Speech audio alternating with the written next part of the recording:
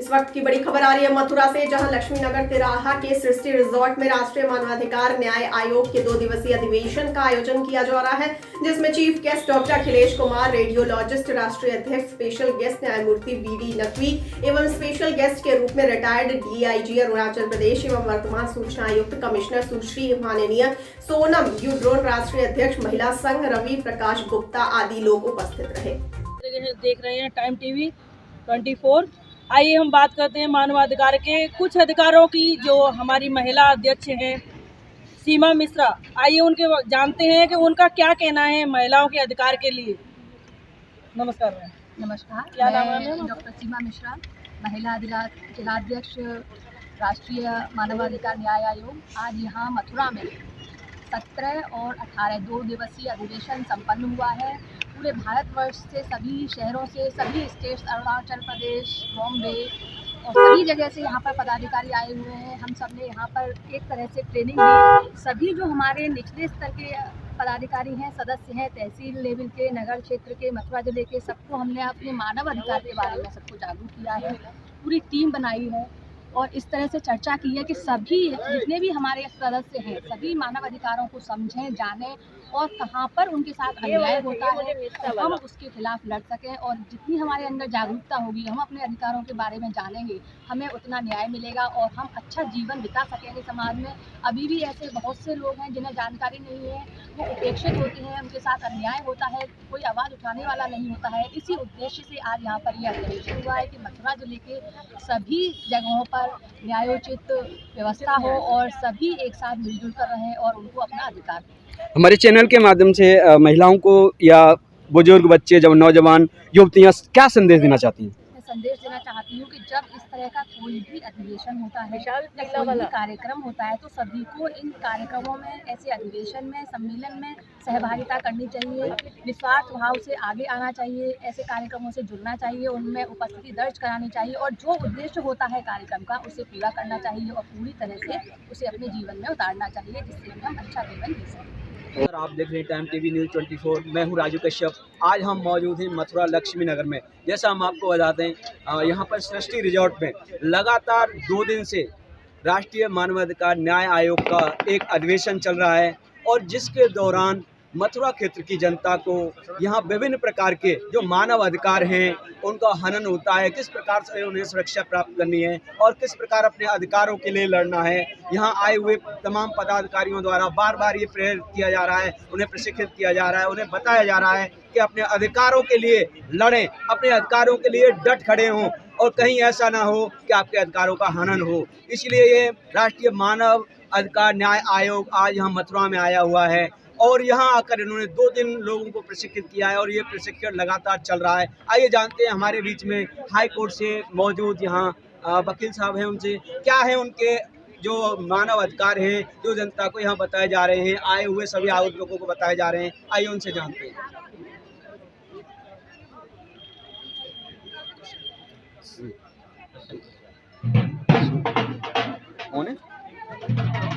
अब जैसे बताया गया है यहाँ पे कि जो राष्ट्रीय मानव अधिकार न्याय आयोग आपका यहाँ काम करने आया है मथुरा में और मानव अधिकारों को लेकर के यहाँ बार बार चर्चा की जा रही है। डॉक्टर अखिलेश जी के द्वारा भी बताया गया और तमाम पदाधिकारियों ने इस विषय में बताया है। तो मुख्य बात जो मानव अधिकारों को लेकर के है, आप हमारी मथुरा जनता को हमारे चैनल के माध्यम से बताएं और जो मुख्य बातें जो आज तक जनता के बीच नहीं पहुँच पाई हैं, जहाँ मानव अधिकारों का हनन होता है।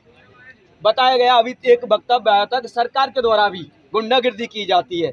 इन सब बातों का थोड़ा सा खुलासा करें ताकि चैनल के माध्यम से लोग देख पाएं। देखिए, जैसे कि डॉक्टर साहब ने लगभग बातें पूरी कर दी, जैसे गिरफ्तारी के बारे में सीआरपीसी में बहुत सारे प्रोविजन है, बहुत लंबी बातें हो जाएंगी, उस मुद्दों पे हम जाएंगे, लेकिन मोटा मोटा मैं फंडामेंटल राइट्स और ह्यूमन राइट्स के बारे में बताना चाहूँगा। जी जैसे कि ह्यूमन राइट्स को क्यों आना पड़ा, ये भी आप लोग समझते हैं। ह्यूमन राइट्स को इसलिए आना पड़ा कि सीआरपीसी आईपीसी में जो व्यवस्था है उसका फॉलो नहीं किया जा रहा है, उसका कंप्लायंस नहीं हो रहा है। और दूसरा, फंडामेंटल राइट्स कॉन्स्टिट्यूशन में हमारे लिए आर्टिकल्स में जो व्यवस्था है उसका भी वायलेशन होता है। नीचे ऑफिसर्स उसका वायलेशन करते हैं, उसकी शिकायतें डिपार्टमेंटल इंक्वायरी के लिए आप अपनी दरख्वास्त करें। गिरफ्तारी 41 के नोटिस, जैसे कि बीच बीच में सुप्रीम कोर्ट के तमाम जजमेंट आते हैं, अनिश कुमार का जजमेंट्स हैं, उसमें कोई भी पुलिस ऑफिसर आपको अरेस्ट नहीं कर सकता, इंडिया में कहीं भी गिरफ्तार नहीं कर सकता, इस तरह की व्यवस्था है। लेकिन जन जन तक नहीं जाता, और वो थाना पुलिस जो भी पुलिस है वो पुराने पैटर्न पर लोगों को लूटने के लिए लगती है। जैसे मैंने बताया कि 6 लोगों के नाम है, 4 लोगों का नाम अगर निकलवाना है तो 4 लाख रुपए मांगते हैं। इस तरह का पुलिस की व्यवस्था, और इस तरह का वह है तो आपके पास मोबाइल है, बहुत सारी चीज़ें हैं, आप करिए। मैंने 2-3 पुलिस ऑफिसर के खिलाफ में डिपार्टमेंटल इंक्वायरी कराया, सस्पेंड कराया है, लेकिन आपके पास में कुछ इस तरह का सबूत है। इसलिए चीज़ों को जानना पड़ेगा। लीगल अवेयरनेस के लिए ये आपके सामने आया है, ये हमारा जो कमीशन है ये आपके साथ आया है, तो आप कंधे से कंधा मिलाइए, आप अपनी प्रॉब्लम हमें बताइए।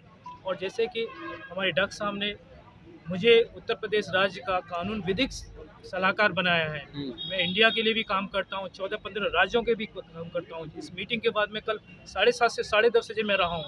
तो ईश्वर ने मुझे शक्ति दी है लड़ने के लिए और कानूनी तो अवेयर करने के लिए। भले ही खाना मुझे 6 बजे मिल जाए, फ़र्क नहीं पड़ता, मुझे पानी मिलता रहे, इस तरह का ईश्वर शक्ति देता है।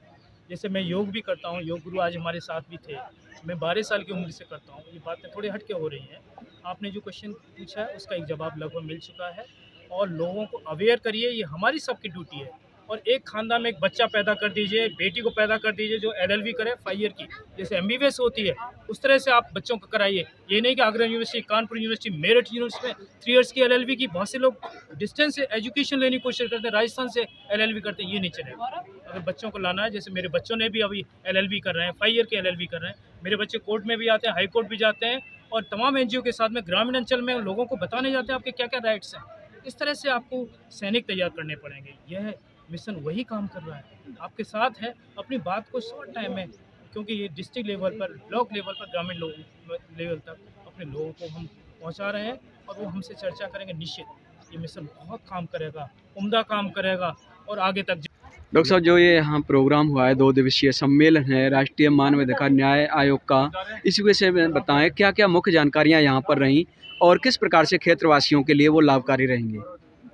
मानवाधिकार, राष्ट्रीय मानवाधिकार न्याय आयोग के तहत ये पहला राष्ट्रीय अधिवेशन मथुरा की धरती पर सृष्टि रिजॉर्ट में 17 और 18 तारीख को, मतलब कल और आज, ये आयोजित किया गया, जिसमें विभिन्न प्रांतों से, देश के अलग अलग हिस्सों से बुद्धिजीवी आए, जिसमें डॉक्टर्स, इंजीनियर्स, जजेज, सारे लोग की बहुत अच्छी संख्या थी।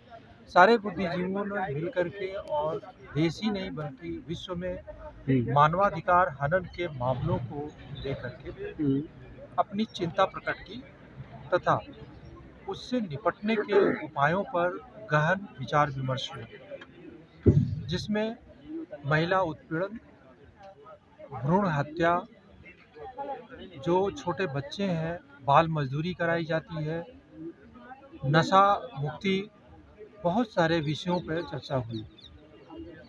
कुल मिलाकर के भारतीय संविधान के दायरे में रहते हुए किस तरह से हम अपने अधिकारों की सुरक्षा कर सकते हैं, इससे यहाँ आए हुए सभी सम्मानित सदस्यों को, जिसमें हमारे न्याय पंचायत स्तर तक के पदाधिकारी हैं, उनको एक कार्यशाला आप कह सकते हैं, उनको ये जानकारी दी गई कि कब आपको अपने अधिकारों के प्रति सजग रहना है और कैसे उसकी रक्षा करना है। अगर आपके आस पड़ोस में किसी के मानवाधिकार का हनन हो रहा है, तो आप किस प्रकार वहाँ पर हस्तक्षेप कर सकते हैं, शासन प्रशासन का सहयोग ले सकते हैं, इन विषयों पर चर्चा हुई। और मथुरा जो इकाई यहाँ गठन किया गया है, मथुरा के कुछ मामले आज यहाँ संगठन में आज आए या अभी नहीं आ पाए? बहुत सारे मामले आए। एक बुजुर्ग व्यक्ति थे जो अपने बच्चों से पीड़ित थे, उनके बच्चे उनको सम्मान नहीं दे रहे थे। जिन बच्चों को उन्होंने पाला पोसा बड़ा किया, घर बनाया, वही बच्चे अब घर से निकालने को उतारू हो गए हैं।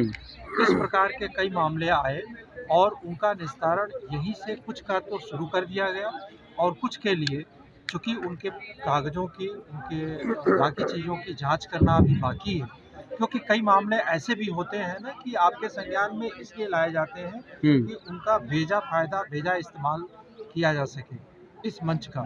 तो हम जैसा कि आपने देखा, हमारी जो अध्यक्ष हैं सीमा मिश्रा, उन्होंने कई विषयों पर चर्चा की कि लोगों को जानकारी नहीं है, जागरूक नहीं है लोग आज के समय में। इसलिए उनका ये उद्देश्य है कि लोगों को आना चाहिए, जुड़ना चाहिए और जानकारी हासिल होनी चाहिए उनको कि अपने अधिकारों के लिए कैसे लड़ना है। आप हमारे साथ जुड़े रहिए हमारे चैनल के माध्यम से, यही लगातार आप खबर देखते रहिए। नमस्कार, मैं सीमा सर। तो ये थी इस वक्त की बड़ी खबर। आगे खबरों के लिए बने रहिए TTN24 के साथ। मुझे दीजिए इजाजत। नमस्कार।